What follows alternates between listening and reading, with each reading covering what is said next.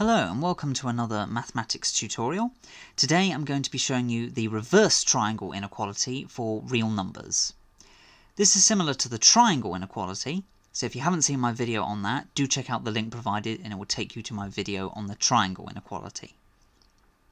Now on the left hand side we have the statement of the reverse triangle inequality.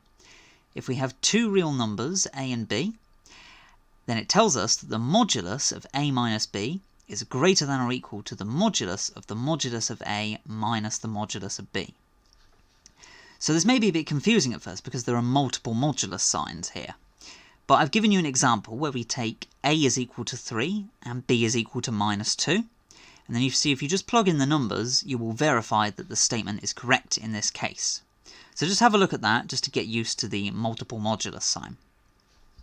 Now I'm going to show you the proof of this inequality now. The proof is again done via case analysis, which is exactly what I did in the proof of the triangle inequality.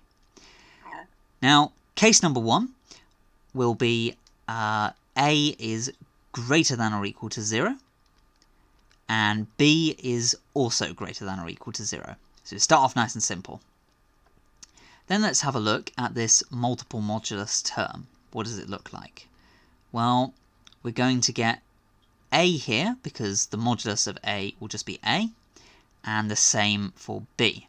This is because they're both greater than or equal to 0. So we're done here, because we wanted to show this greater than or equal to, and we've shown exactly equal to here, so case 1 is done. Now what about case number 2? What would case number 2 be?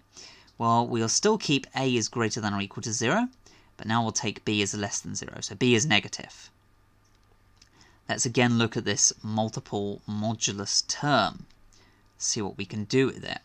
Well, we now get a, but now we get plus b, because the modulus of b will be minus b. What can we do with this? Well, by the triangle inequality, this will be less than or equal to the modulus of a plus the modulus of b.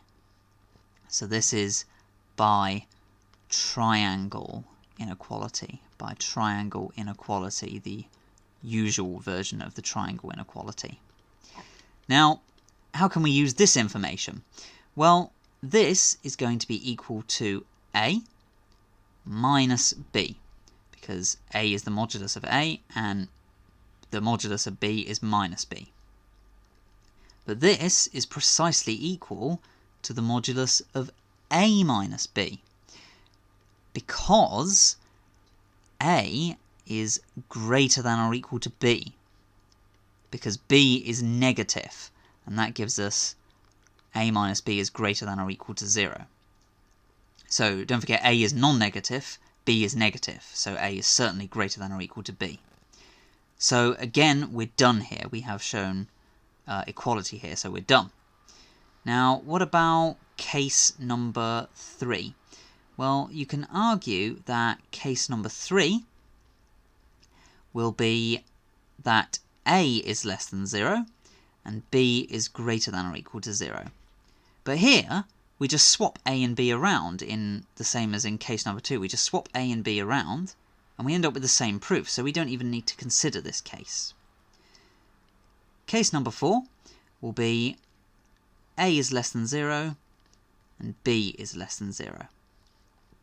So then the modulus of a minus the modulus of b is going to be, what are we going to get? Well, we're going to get b minus a, because now the modulus of a will be minus a, but that is exactly equal to the modulus of minus a minus b, and that's exactly the modulus of a minus b.